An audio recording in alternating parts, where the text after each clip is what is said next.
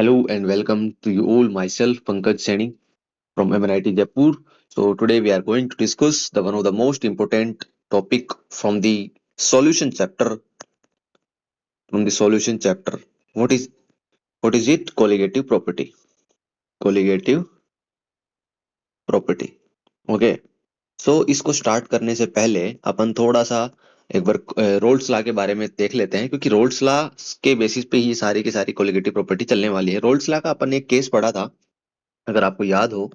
Roles law का अपन ने एक केस पढ़ा था, जब अपन रोल्स लॉ में ये देख रहे थे कि जब भी प्रेशर का जो भी लोअरिंग हो रहा था, प्रेशर का जो भी लोअरिंग हो रहा था, मतलब जो वेपर प्रेशर जो में उसका जो लोअरिंग हो रहा था वो किसकी वजह से हो रहा था? जब हम क्या डाल रहे थे उसमें? Non volatile solute.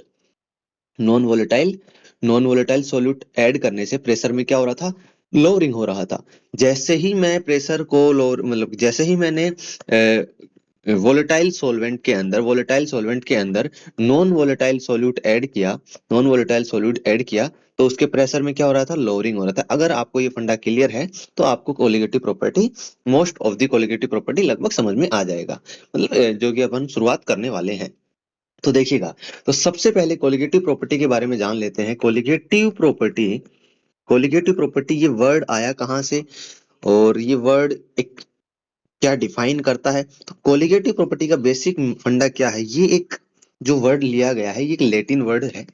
क्या है ये? लैटिन में भी, लैटिन भाषा में भी ये दो दो वर्ड से मिलके बना है. को प्लस लीगर से मिलके ये बना है. को प्लस लीगर, को मीन्स होता है अपने पास टुगेदर, टुगेदर.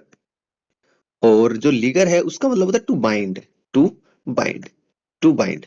ठीक है, टू बाइंड. तो कोलिगेटिव प्रॉपर्टी किसी भी सॉल्यूशन की प्रॉपर्टी अपन फर्दर ऑन डिस्कस करेंगे. तो कोलिगेटिव एक लैटिन वर्ड है जो कि दो वर्ड से मिलकर बना है.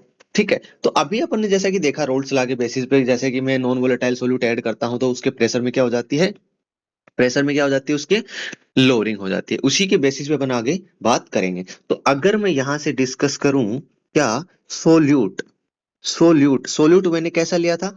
सोल्यूट क्या लिया था? Non volatile. अगर मैं फेज की बात करता हूं तो सोल्यूट मैंने लिया सॉलिड. सॉलिड जो कि क्या है? Non volatile. Non volatile. समझ में आ रहा है ना? Non volatile. और सोलवेंट कैसा लिया भाई? सोलवेंट लिया मैंने, क्या लिया? सोलवेंट. वोलेटाइल मीन्स सोलवेंट लिया लिक्विड, और जो कि कैसा था? वोलेटाइल. वोलेटाइल. वोलेटाइल. ठीक है, यहां तक फंडा क्लियर है. रोल्स लॉ का एक केस पढ़ा था जिसमें अपन ने क्या देखा था? अकॉर्ड उसके अकॉर्डिंग वेपर प्रेशर किसी भी सॉल्यूशन का वेपर प्रेशर, मान लीजिए कोई सॉल्यूशन है या सॉल्वेंट है, उसका वेपर प्रेशर जो भी बनता है वो नॉन वोलेटाइल सॉल्यूट ऐड करने से, नॉन वोलेटाइल सॉल्यूट ऐड करने से उसका जो वेपर प्रेशर है वो क्या हो जाता है? डिक्रीज हो जाता है, लोअरिंग हो जाता है. लोअरिंग मतलब कम हो जाता है उसका वेपर प्रेशर. समझ में आया किसी भी सॉल्यूशन का? ठीक है. अब देखिएगा, अब मैं अगर बात करता हूं, क्या? देखिए, अब मैं थोड़ा सा इसको डिफाइन कर देता हूं, कोलिगेटिव प्रॉपर्टी को. Colligative property. कोलिगेटिव प्रॉपर्टी बहुत ही इंपॉर्टेंट कंसेप्ट है, ध्यान दीजिएगा, मजे आएंगे पढ़ने में. ठीक है. तो चलिएगा, इसके अपन बात कर लेते हैं कोलिगेटिव प्रॉपर्टी क्या है. The property of a solution, property of a solution, property of a solution which depend which depend which depend on relative relative number of solute particles, relative number of solute particles, but does not does not depend on the nature and identity identity of solute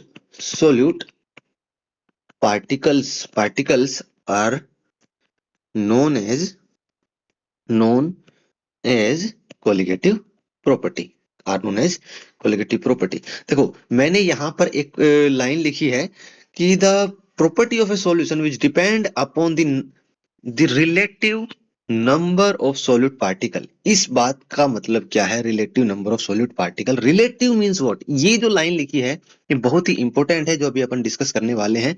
तो कोई भी solution की ऐसी property जो उसके relative number of solute particle पर depend करे, उस प्रॉपर्टी को हम क्या बोलेंगे, कोलिगेटिव प्रॉपर्टी। दैट इज मैं ये बोल सकता हूं, it is only depend on only depend on relative relative number of relative number of solute particles. Relative number of solute particles मतलब कि ऐसी प्रॉपर्टी जो सिर्फ सोल्यूट के रिलेटिव नंबर पर डिपेंड करती है, उसको मैं कोलिगेटिव प्रॉपर्टी बोलता हूं। वो किसी के उसके नेचर पे या आइडेंटिटी पे डिपेंड नहीं करती। देखो अभी अपन इसको एक एग्जांपल से समझते हैं, थोड़ा और क्लियर होगा आपको। मैं एक एग्जांपल से आपको समझाने की कोशिश करता हूं कि कोलिगेटिव प्रॉपर्टी। लेट अस से मेरे पास कोई सॉल्यूशन है, मेरे पास सॉल्यूशन है और मैंने सोल्यूट लिया है। नंबर ऑफ मोल्स लिखूंगा इसके, मैं इधर सॉल्वेंट लिख रहा हूं, ठीक है, सॉल्वेंट सॉल्वेंट के मोल्स इधर हो।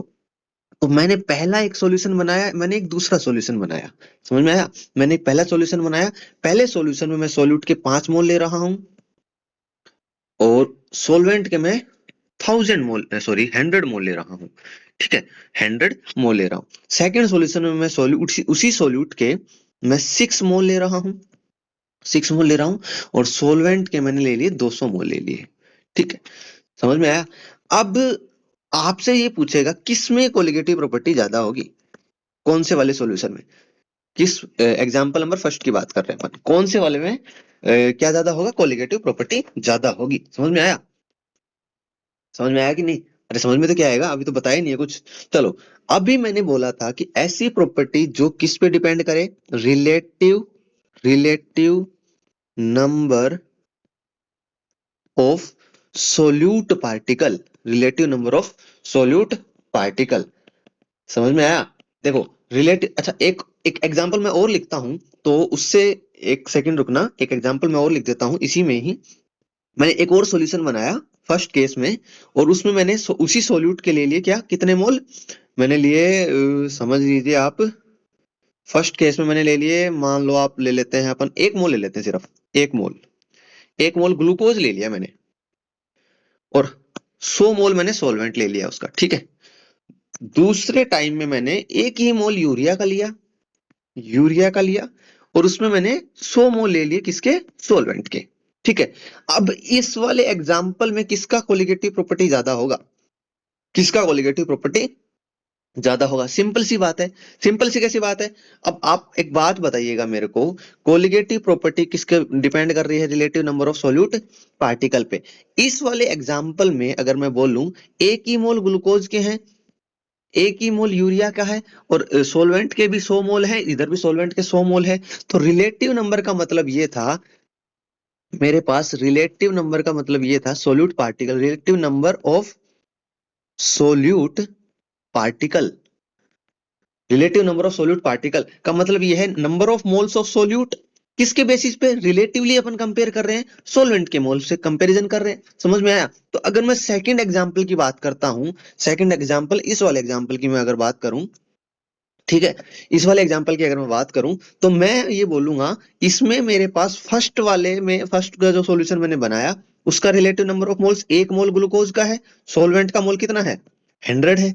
सेकंड वाले में भी कितना है, relative number of solute particle 1/100 है, तो दोनों में सेम है। समझ में आ रहा है ना।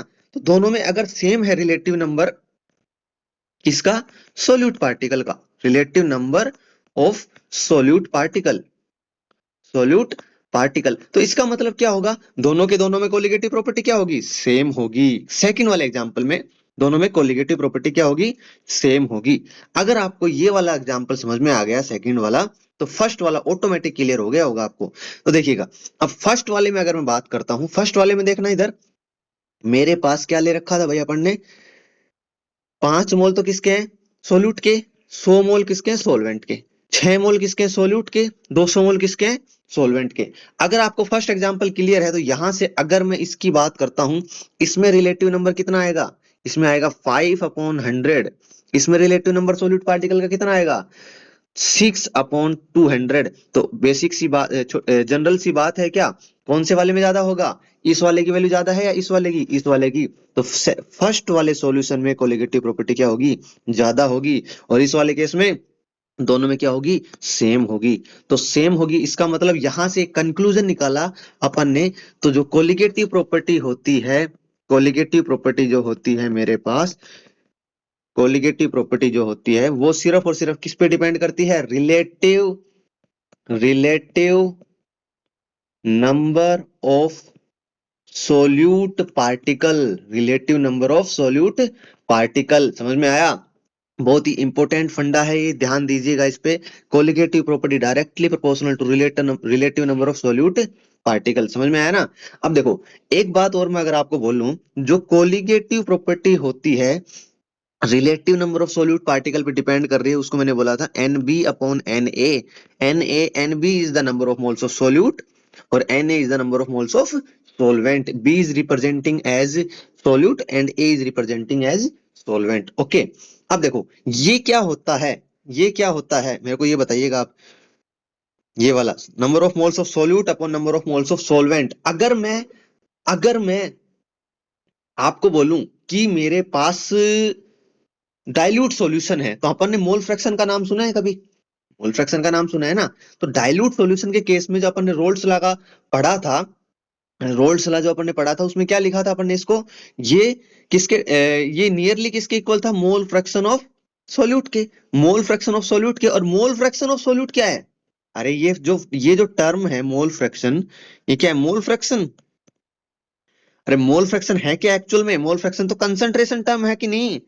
हाँ, कंसंट्रेशन टर्म है ये, मोल फ्रैक्शन क्या है, कंसंट्रेशन टर्म है। और कंसंट्रेशन टर्म तो किस पे डिपेंड करते हैं, relative number of solute particle पर।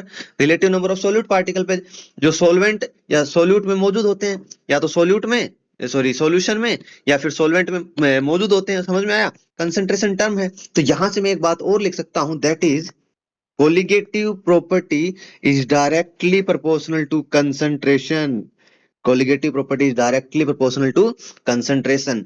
तो जो दो बात मैंने यहां से लिखी है, एक वाली ये colligative property relative number of solute particle पे डिपेंड करती है, और दूसरा कोलिगेटिव प्रॉपर्टी किस पे डिपेंड करती है, कंसंट्रेशन ऑफ सॉल्यूशन पे, या किसी भी सॉल्यूशन की कंसंट्रेशन पे डिपेंड करती है। समझ में आया। तो कोलिगेटिव प्रॉपर्टी वो होती है जो मेरे पास किस पे डिपेंड करती है, relative number of solute particle पर। तो जो भी प्रॉपर्टी सॉल्यूशन की, जैसी भी प्रॉपर्टी सॉल्यूशन की जिस, जो मेरे पास किस पे डिपेंड करेगी, कंसंट्रेशन पर, उसको मैं क्या बोलूंगा, colligative property. Are you getting my point, clear है कि नहीं। बहुत ही आसान कंसेप्ट है, बिल्कुल इंटरेस्टिंग है। और अभी अपन जो डिस्कस करने वाले हैं, अपन बेसिकली चार कोलिगेटिव प्रॉपर्टी पढ़ेंगे, चार कोलिगेटिव प्रॉपर्टी पढ़ेंगे। सबसे पहले पढ़ेंगे RLVP, relative lowering in vapour pressure. दूसरी अपन पढ़ेंगे कौन सी, elevation in boiling point, elevation in boiling point, ठीक है। और तीसरी अपन पढ़ेंगे फ्रीजिंग पॉइंट का case, depression in freezing point का केस पढ़ेंगे। चौथा अपन पढ़ेंगे ऑस्मोटिक प्रेशर। तो चार कोलिगेटिव प्रॉपर्टी पढ़ने वाले हैं, चारों बहुत ही इंपॉर्टेंट है for your competitive exam point of view से, ठीक है। अब अपन शुरुआत करने वाले हैं relative lowering in vapour pressure, relative lowering in vapour pressure, relative lowering in vapour pressure, RLVP। Okay, अब आप बोलोगे सर ये तो सुना सुना सा लग रहा है, सुना सुना सा लग रहा है कि नहीं, RLVP वर्ड। हाँ भाई, सुना तो है ही, अपन ने जब पढ़ा था रोल्स लॉ वाला फंडा, वही तो है ही सब कुछ। क्या पढ़ा था अपन ने रोल्स लॉ में, अरे रोल्स लॉ में नहीं पढ़ा था अपन, अकॉर्डिंग टू रोल्स लॉ क्या देखा था अपन ने, रोल्स लॉ क्या देखा था भाई, अपन ने नहीं देखा था कि मोल फ्रैक्शन ऑफ सॉल्यूट क्या था, सॉल्वेंट का pressure minus pure pure solvent का वेपर प्रेशर माइनस सॉल्यूशन का अपॉन पी नोट ए। समझ में आया, वो किसके बराबर हो गया था, N B upon N A plus N B, ठीक है। ये देखा था ना अपन ने, हाँ देखा था, कोई दिक्कत नहीं है। लेकिन कोलिगेटिव प्रॉपर्टी तो अपन किसके लिए पढ़ रहे हैं, कोलिगेटिव प्रॉपर्टी तो अपन पढ़ रहे हैं डाइल्यूट सॉल्यूशन के लिए। डाइल्यूट सॉल्यूशन के लिए तो कोलिगेटिव प्रॉपर्टी पढ़ रहे हैं ना। डाइल्यूट सॉल्यूशन का मतलब क्या होता है, number of moles of solute is very very very very very less than number of moles of solvent. तो मैं यहां से ये क्या कर सकता हूं, मैं यहां से Na प्लस एनबी में एनबी को नेग्लेक्ट कर सकता हूं। अगर मैंने इसको नेग्लेक्ट कर दिया तो क्या बन जाएगा ये, अरे ध्यान दो ना इधर, अगर मैंने इसको नेग्लेक्ट कर दिया तो यहां से बनेगा P naught A minus P S upon P naught A is equal to N B upon N A. Clear है कि नहीं, N B upon N A. अब यहां तक क्लियर है, नियरली इक्वल बोल सकता हूं मैं इसको, नियरली किसके इक्वल हो जाएगा ये, P naught A minus P naught A minus P S upon P naught A. ये प्योर सोलवेंट का वेपर प्रेशर है, ये सॉल्यूशन का वेपर प्रेशर है, ठीक है। अब मेरे को एक बात बताइएगा आप, ये जो टर्म है, ये जो टर्म है अभी अपन ने ऊपर क्या पढ़ा है, ये तो relative relative number of solute particle है, relative number of solute particle है। और जो भी property relative number of solute particle के डायरेक्टली प्रोपोर्शनल होती है, डिपेंड करती है, उसको मैं क्या बोलता हूँ, कोलिगेटिव प्रॉपर्टी बोलता हूँ। तो मैं यहां से ये लिख सकता हूँ P naught A minus P S upon P naught A is directly proportional to what, अरे कंसंट्रेशन के, ये तो relative number of solute particle concentration के। तो ये क्या हो जाएगा, कंसंट्रेशन के डायरेक्टली प्रोपोर्शनल, दैट इज ये जो मेरे पास है ये क्या है, R L V P. Therefore R L V P is colligative property. यहां से अपन ने प्रूव कर दिया है, क्या प्रूव कर दिया है भाई, relative lowering in vapour pressure जो कोलिगेटिव प्रॉपर्टी है। समझ में आया, relative lowering in vapour pressure colligative property है। चलो एक चीज और ध्यान दीजिएगा यहां से, अगर मैं आपको बोलूं इस वाली इक्वेशन में जो पी नोट ए है माइनस पी एस है, P naught A minus P S है, इसको मैं क्या बोलता हूं, आपको पता होगा, क्या पता होगा, P naught A minus P S को मैं ये बोल सकता हूं lowering in vapour pressure, lowering in vapour pressure, lowering in vapour pressure. तो मैं यहां से लिख सकता हूं इसको डेल्टा पी, ऊपर वाली इक्वेशन में, इस वाली में, ठीक है, delta P upon P naught A, delta P upon P naught A nearly equal to N B upon N A, N B upon N A. अब देखो डेल्टा पी को मैं यहां पर क्या लिख रहा हूँ, relative lowering, sorry lowering in vapour pressure, मैंने चेंज नहीं लिखा यहाँ पे कि भाई चेंज नहीं बोल रहा हूं मैं, चेंज इन वेपर प्रेशर। समझ में आया, चेंज तो क्या होता है, final minus initial, final minus initial, change तो फाइनल माइनस इनिशियल होता है, लेकिन मैं सिर्फ लोअरिंग बोल रहा हूँ। लोअरिंग मतलब पी नोट ए जो प्योर सोलवेंट का था और जो पीएस का हुआ जो कितना कम हुआ, ठीक है, मैं इसको सिर्फ क्या बोल रहा हूँ, लोअरिंग इन वेपर प्रेशर। अब अगर मैं आपको बोलूं at constant temperature, at constant temperature, अगर कांस्टेंट टेम्परेचर रहेगा तो कांस्टेंट टेम्परेचर के केस में जो वेपर प्रेशर ऑफ सॉल्वेंट होता है, जो प्योर स्टेट में अपन लेते हैं, प्योर स्टेट में वो क्या रहता है, टेम्परेचर डिपेंडेंस। अरे वो टेम्परेचर पे डिपेंड करता है कि नहीं, टेम्परेचर डिपेंडेंट होता है ना वो, प्योर स्टेट में vapour pressure of solvent temperature dependent है। और टेम्परेचर अगर मैंने कांस्टेंट कर दिया, टेम्परेचर को अगर मैं कांस्टेंट कर दे रहा हूं, तो ये जो टर्म है, कौन सी वाली टर्म, ये टर्म है, ये क्या हो जाएगी, ये भी कांस्टेंट हो जाएगी। तो यहां से मैं ये लिख सकता हूं, यहां से मैं ये लिख सकता हूं delta P is directly proportional to N B upon N A. अब आप बोलोगे सर ये क्या लिख दिया, अरे ये तो कांस्टेंट है ना टर्म, ये उधर जाएगी तो कांस्टेंट, तो डायरेक्टली का साइन लगा दूंगा तो कांस्टेंट तो हट ही जाएगा। तो जो लोअरिंग इन वेपर प्रेशर है वो N B upon N A के डायरेक्टली प्रोपोर्शनल है, that is lowering in vapor pressure is directly proportional to relative number of solute particles, relative number of solute particles। ये जो line लिखी है इसको डब्बे में बंद कर लो, ये आने वाली कोलिगेटिव प्रॉपर्टी में बहुत ही ज्यादा काम आने वाली है।